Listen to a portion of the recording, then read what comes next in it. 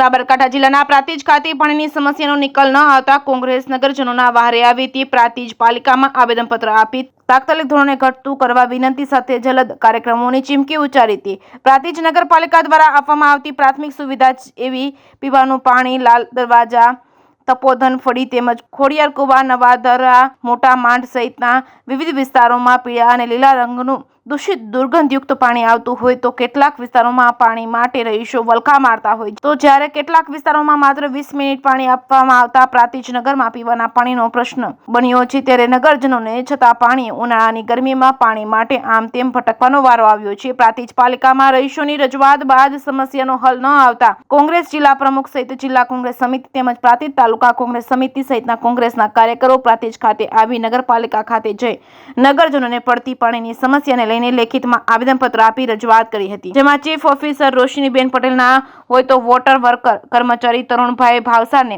આવેદનપત્ર આપી નગરજનોને શુદ્ધ પાણી આપવા તથા જે વિસ્તારમાં પાણી ન પહોંચતું હોય તેવા વિસ્તારમાં તાત્કાલિક પાણી પહોંચાડવા તથા વ્યવસ્થા કરવા સહિતની રજૂઆતો કરી। જો યોગ્ય નિકાલ નહીં આવે તો ધરણા તેમજ પ્રતિક ઉપવાસ જેવા જલદ કાર્યક્રમો કરવાની ચીમકી ઉચ્ચારી છે। જેકેએસની ગુજરાતી સાથે અશોક નાઈ, સાબરકાંઠા। પ્રાંતિજ નગરપાલિકાના વિસ્તારની અંદર આવેલ સોસાયટીઓની અંદર ગંદુ પાણી, પીળા કલરનું પાણી અને એટલું ગંદુ પાણી હતું જેના કારણે લોકો બીમાર પડ્યા। આ અમે સંદેશનું જે ન્યૂઝપેપર આવે છે એના માધ્યમથી જાણ થઈ એટલે અમે આજે ચીફ ઓફિસર સાહેબને અહીંયા આવેદનપત્ર આપવા માટે આવ્યા હતા અને સાહેબ હાજર નહોતા એટલે એમના નીચેના જે અધિકારી હતા ભાવસાર સાહેબ એમને અમે આવેદનપત્ર આપ્યું છે।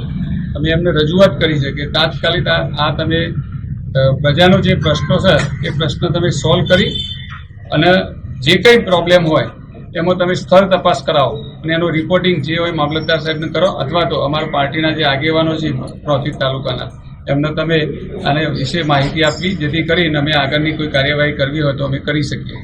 કોઈએ પ્રાંતિજ તાલુકામાં પ્રાંતિજ શહેરમાંથી કોઈએ રજૂઆત કરી હતી તમને?